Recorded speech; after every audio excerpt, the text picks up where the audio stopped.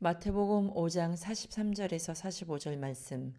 또 내 이웃을 사랑하고 내 원수를 미워하라 하였다는 것을 너희가 들었으나 나는 너희에게 이르노니 너희 원수를 사랑하며 너희를 박해하는 자를 위하여 기도하라.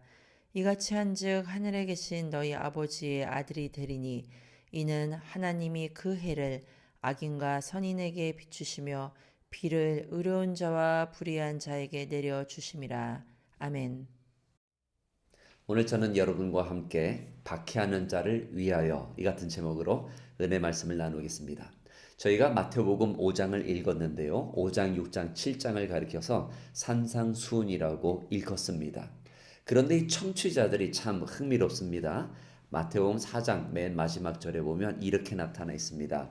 모든 앓는 자, 각종 병에 걸려서 고통당하는 자, 귀신 들린 자, 간질하는 자, 중풍병자, 즉 예수님께서 갈릴리를 중심으로 사역을 시작하셨을 때에 이와 같이 좀 고통당하고 경제적으로 어렵고 아무튼 힘든 사람들이 전부 다 예수님을 중심으로 하나님 나라를 이루기 시작한 것입니다.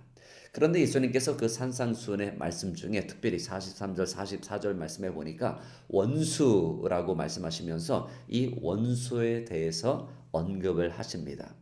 그런데 43절의 말씀에 보면 이렇게 나타나 있죠. 또 내 옷을 사랑하고 내 원수를 미워하라 하였다는 것을 너희가 들었으나. 아니 도대체 이 말씀이 어디에 있지요? 많은 학자들은 레위기 19장 18절에 이웃 사랑하기를 내 몸과 같이 하라라고 하는 이 말씀에 빗대어 예수님께서 하신 말씀이라고 나타납니다.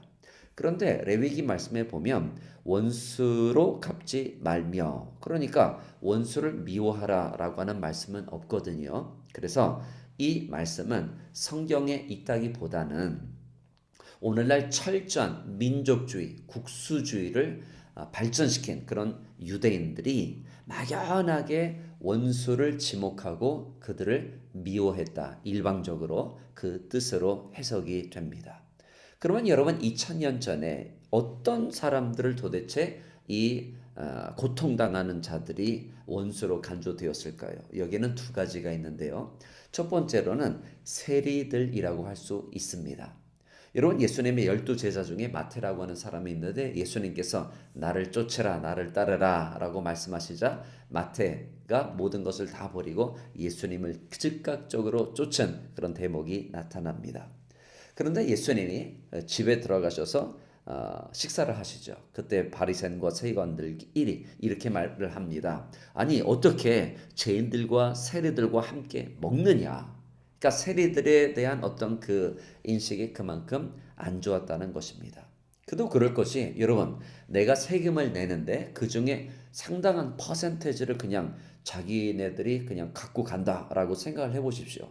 이토록 분통하고 이토록 억울한 일이 또 어디에 있습니까? 지금 아르헨티나는 아주 어려운 그런 상황에 처했습니다. 여러분 아시죠? 그런데 이 대선 결과에 따라서 이 나라의 방향이 굉장히 달리할 텐데요. 오늘날 왜 극우파로 이렇게 아르헨티나라고 하는 좀 전통적으로 중도 좌파를 선호한 이 나라가 이렇게 극우파로 치닫게 되었을까요? 그것은 바로 이 부정부패 때문입니다. 내가 세금을 내면 그것이 결국에는 공공사업으로 이루어져야 되는데 이루어지지 않고 일부 정치인들의 정직하지 못한 일부 정치인들의 주머니에 그냥 사적으로 들어가다 보니까 국민들이 분통한 것입니다. 2000년 전에도 똑같은 것이었습니다. 두 번째로는 여러분 산상수훈의 메시지를 들은 이 사람들에게 원수라고 하는 것은 전통적으로 유대인들에게 있어서는 아까도 말씀드렸지만 이방인들입니다.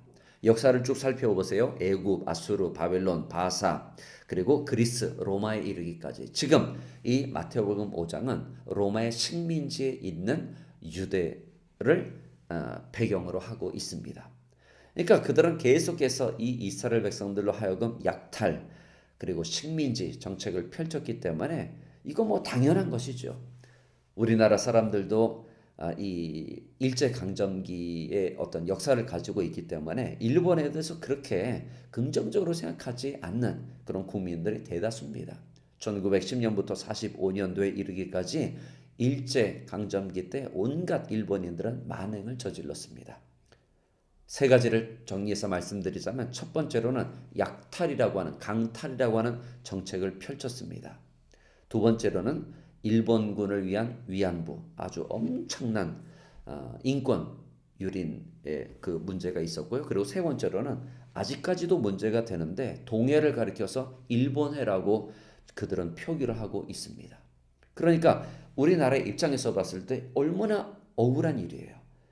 이 이스라엘 사람들의 입장에서 봤을 때 이 이방인들은 당연히 없애야 될, 미워해야 될 대상이 되는 것입니다. 그래서 예수님께서는 오늘 원수에 대해서 이렇게 말씀을 하신 겁니다.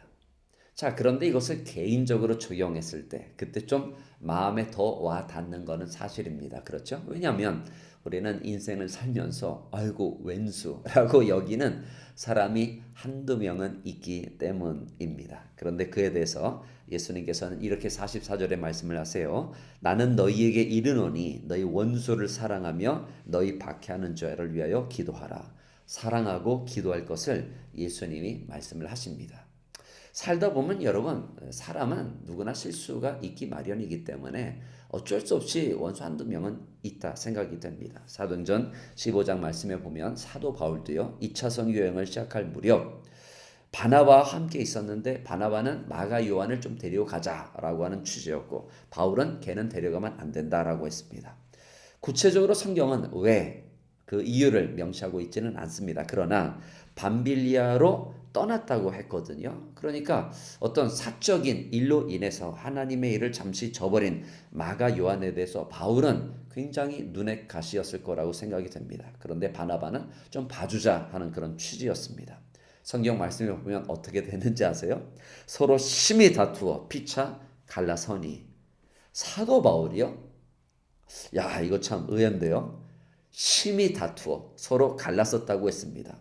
그러니까 다투고 그 다음에 우리 함께 가자 그런 것이 아니고요. 완전 갈라서게 된 것입니다. 그래서 제2차 선교 여행은 바울은 실라와 함께 구브로로 향해 가는 그리고 바나바는 마가 요한과 함께 수리아 길리기아로 가는 그런 장면들이 나타납니다. 2002년 우리나라 월드컵이 있었는데요. 그런데 16강 전에 우리나라가 이탈리아랑 붙습니다. 그때 당시 이탈리아는 아마 우승을 할 그럴 만한 스쿼드를 가진 분명한 후보였습니다. 그런데 막판에 동점골을 딱 그때 설기현 선수가 또 골을 넣고 그래서 연장전을 갔는데 그때 후반전이 끝날 무렵 90분으로 제가 기억을 하고 있는데요. 우리나라 이천수 선수가 골을 너무 넣고 싶는 그 바람에 파울로 말디니 이 이탈리아 사람들은 이 축구 선수 그리고 특별히 국가대표는 영웅 그러니까 국가적 영웅이지 않습니까? 그런데 그 파울로 말디니는 또 주장이었고 그런데 그 뒤통수를 그냥 축구인 것처럼 완전 굿하죠. 네, 완전 쳐버리고 말았습니다. 근데 세월이 흘렀어요. 그리고 21년 만에 재회를 했습니다. 그리고 이천 선수가 이렇게 말했습니다. Mi dispiace. 내가 잘못했다. 여러분 바로 이것이 예수님께서 우리에게 가르쳐 주신 그 사랑하라. 그리고 또 43절 계속 44절 말씀해 보니까 기도하라 하는 그 대목입니다. 자, 세월이 많이 흘렀습니다. 디모데후서 4장 11절 말씀에 보면 이 디모데후서는요.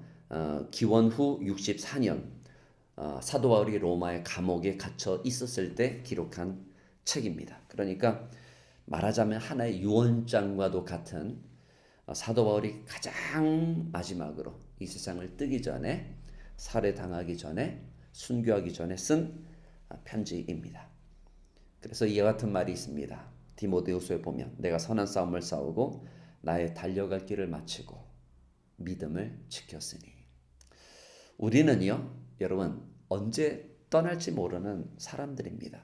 그리고 사실 알고 보면 많은 분들의 어떤 그 기억 가운데 어떤 이런 안 좋은 어떤 그 예전에 어떤 사람과의 어떤 갈등과 어떤 그런 싸움, 다툼 이런 게 있잖아요.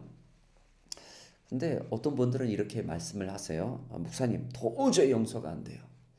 근데 알고 보면은 뭐 몇 주가 지나고 몇 개월이 지나고 뭐 몇 년이면은 어느 정도 그래도 이해가 되는데 뭐 몇십 년이에요. 막 20년 전, 막 40년 전 이야기를 막 꺼내세요. 근데 여러분 이거를 알아야 됩니다. 세월의 약이라고 하는 말이 참 맞습니다. 사도 바울도 이 바나와 심히 다투었잖아요. 그래서 나중에 갈라섰잖아요.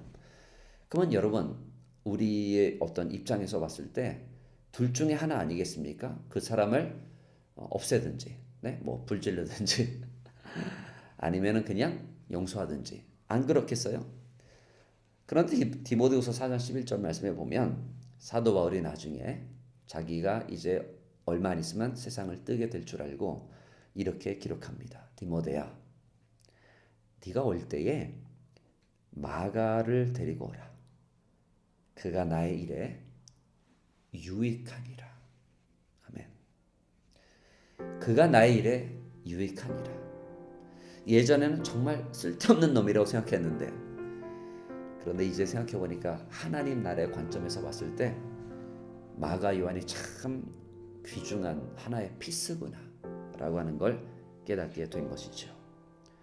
여러분, 왜 우리는 이렇게 살아가야 될까요? 그냥 원수 갚으면 안 되는 건가요? 45절 말씀을 계속해서 보세요. 이같이 한즉 하늘에 계신 너희 아버지의 아들이 되리니 이는 하나님이 그 해를 악인과 선인에게 비추시며 비를 의로운 자와 불의한 자에게 내려주십니다. 하나님은 똑같이 공평하게 이렇게 은혜를 주시는 분이시기 때문에 네가 나서서 막 일을 처리하고 막 원수 갚고 원수 갚는 일은 나에게 있다라고 하나님이 말씀을 하십니다.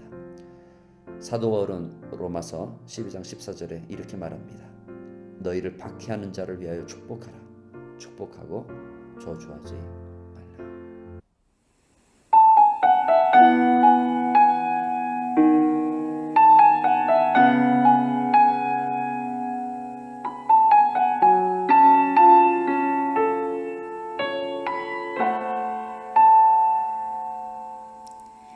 이 세상을 살아가는 동안에 나의 힘을 의지할 수 없으니 기도하고 낙심하지 말 것은 주께서 참 소망이 되심이라. 하나님의 꿈이 나의 비전이 되고 예수님의 성품이 나의 인격이 되고 성